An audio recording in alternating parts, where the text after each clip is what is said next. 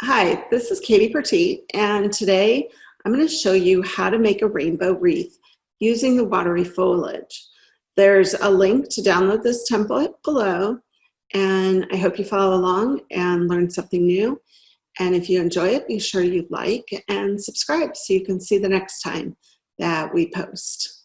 All right, so to get started, here is my finish page. What I'm going to do is kind of walk you through how I made the template. I will show you the template that you're able to download. Go to the crop here, and you can see the template. And the template just has a white background. So we'll go through how to add this remnant background and add a gradient to it, as well as how I went about making this rainbow wreath. Okay, so what I'm going to do is just group all of these elements and go to a blank screen so you can see that, and we'll put that away for right now. So to make the rainbow wreath, I started with the Watery Foliage. So even though when you download Watery Foliage from the store, they're all green, it's very easy to recolor and make them into something new. So I'm going to use 3 and 4 and bring them in. This one is already curved, which is helpful, and this one is as well. So just going to position them. The first thing to build the wreath is to actually just build it in the original colors. And you can just tilt and then select both layers and scale. And then a Command J will duplicate those layers, and you can rotate them and continue to position them to make a bit of a circle. If you want to be a little bit more particular about making sure your circle is really a good circle, you can take your elliptical marquee tool and holding down the Option key in the middle and Shift, get a nice centered circle. Change it to a light gray so it's in the background there. And alrighty. And we'll position these over. I'm just going to do it roughly. What I create here is not going to be exactly like what's on my page because I'm not a robot like that, but Command J again to duplicate those layers. But basically the same process that I went through to create that. And then I think what we just did, well, let's see, we'll Command J again, bring them over. And it looks like I have an extra one, so I'm just going to delete this one, bring this in, rotate it some more. And then to get that branch below this layer, I'm going to drag it so it goes below that layer. And we end up with a problem again over here. So again, it's just some more manipulating until the stem of that plant kind of fades in so it's not quite as noticeable. So I'm good with that. Bring it in, and you've got your nice sort of circle. Now, I wanted to create a rainbow. When I first started designing this, I was like, oh, I want to, true rainbow. I'm going to go from, through my reds and yellows and oranges. And then it was like, yeah, no, that wasn't quite working. I'm going to tweak this just a little bit, because sometimes things bug me like that. Okay.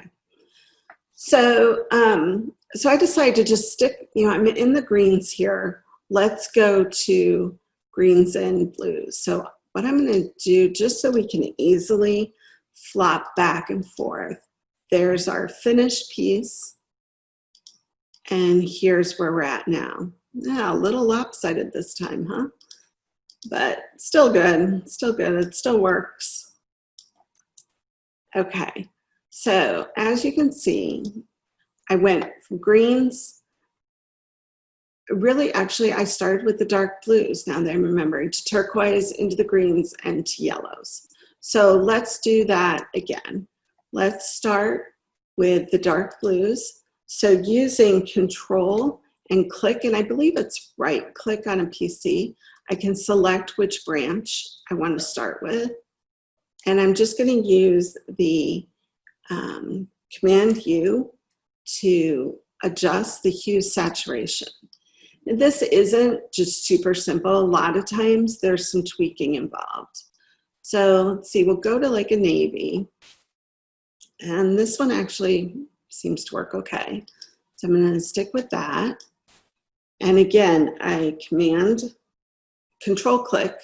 I could have just come over here and selected the branch, but you never know where the items fall in the layers, and it's a lot faster to just Control click and find that layer there. So again, I'm going to go, and that's about where I was, and so I'm going to just be sliding down the spectrum. And this one is obviously a lot trickier because there's all kinds of colors painted in there. So let's see. All right, I'm going to settle there for now. But then we're going to go up and image, adjust, replace color. And I'm going to select that green because that is just like a little bright, bold, and not what I'm wanting. So we're going to slide it, bring it into more of a light blue.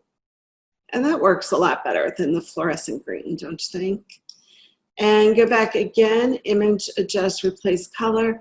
And let's bring this purple down as well, because we've got purple over here in the first leaf, and we're trying to go through the spectrum here. So let's bring it down to more of a blue, pump up the saturation, and we've got a bit more turquoise going on. So that's good. And now we will go to the next leaf. Again, Command click, Command U, or Control click, I'm sorry, Command U, and we'll slide through the spectrum again. Again, we're going to have the same trouble. So actually, what I would do if I were building this is I would delete this. I would Control click here, Command G to duplicate it. I want the one beneath it, so I'm going to click below, grab the one beneath it, and rotate it. Now, in theory, because I already adjusted those colors, if I go to Command U and slide it down, those colors will come down a lot easier than the first round. Alrighty, and we'll go to this one, Command U.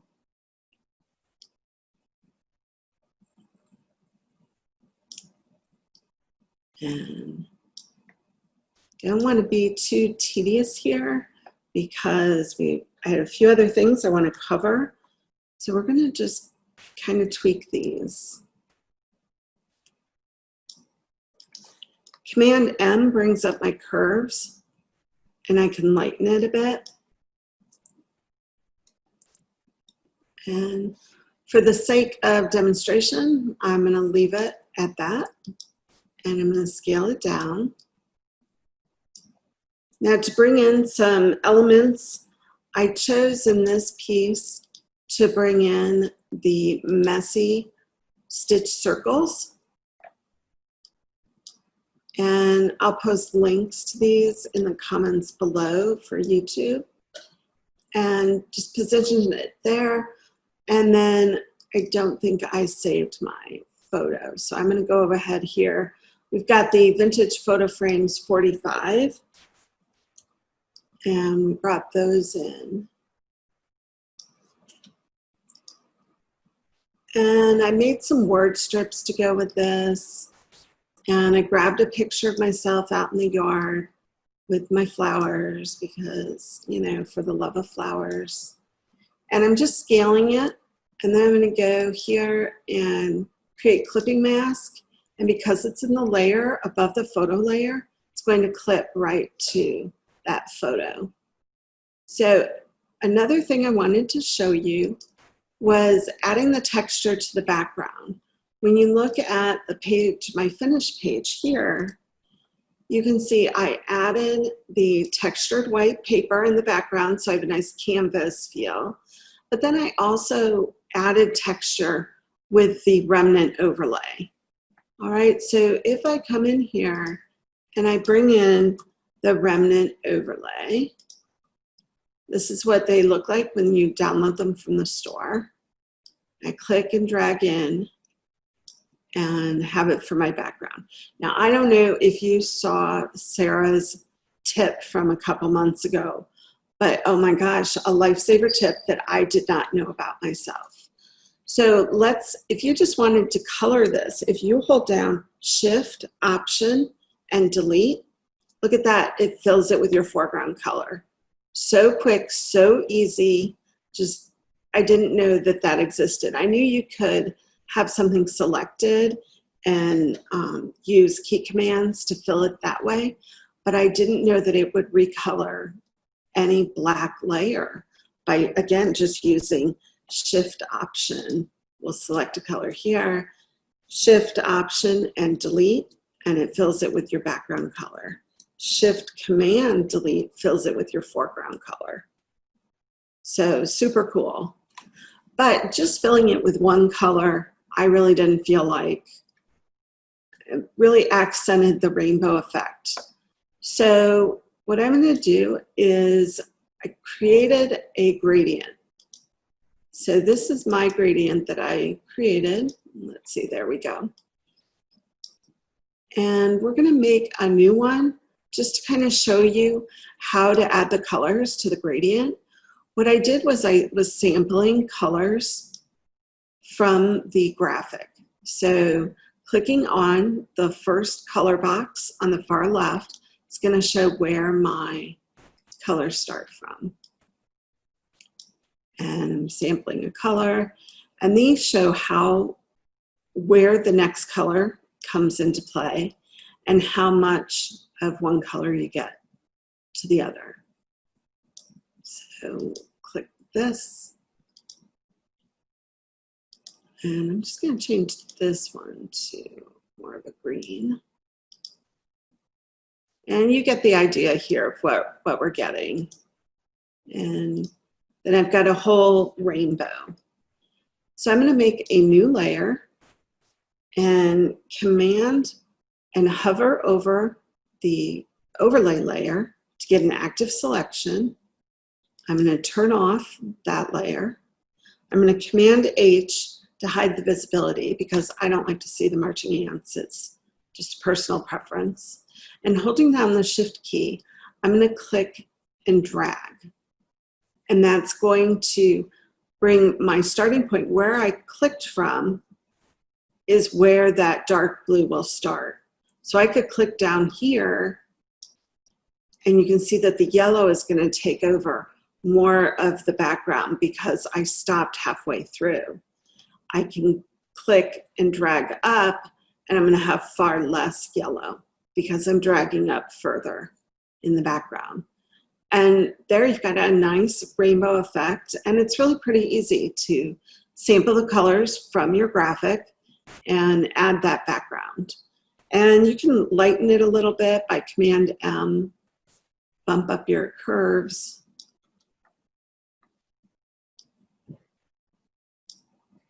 Just so it's kind of a faint added texture.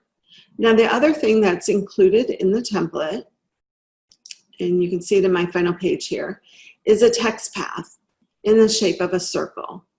It's always nice to not just, smack a box of text on your page, but have it more integrated into your layout.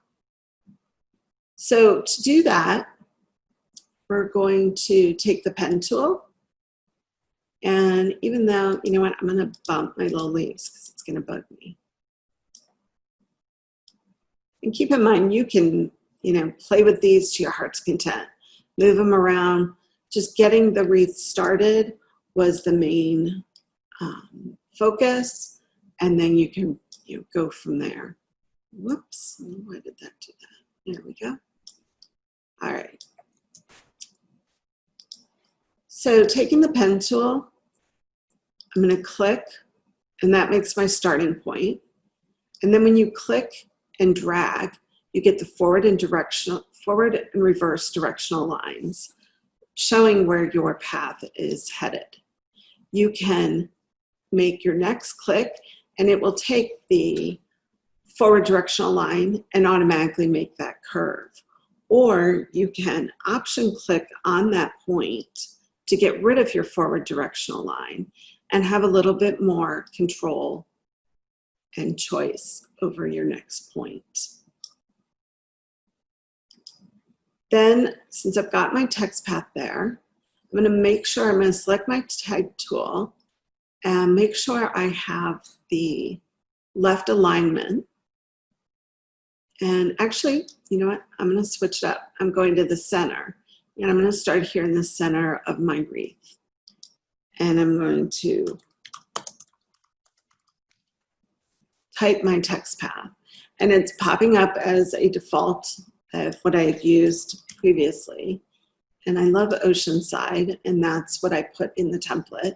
And in the template download is also a link of where you can find and download the Oceanside template for free. So here's your text path. And looks like we want to put it up above the foliage, maybe even multiply it so it's very visible. You always want to make sure your pages are readable. And then you could rotate it, reposition it. You can also edit your text path. Like if I moved it here and I'm not real happy with the curve now, I can select the text, go back to the pen tool, hold down the command key and click. Whoops, didn't want that. Grab that point and pull it over. It looks like I made an extra point there. And there I've modified my text path to follow the curve a little bit further. All right, so that just wraps up a few different techniques you can use to create your own rainbow wreath. And, and of course, you can always find what's in the store and just work from there too. But I hope you liked and enjoyed this, and please like and subscribe. And if you have any questions about things that you want to do different or how to do your recoloring, please just leave a comment below and I'll get back to you. All right, have a great day and thanks for watching.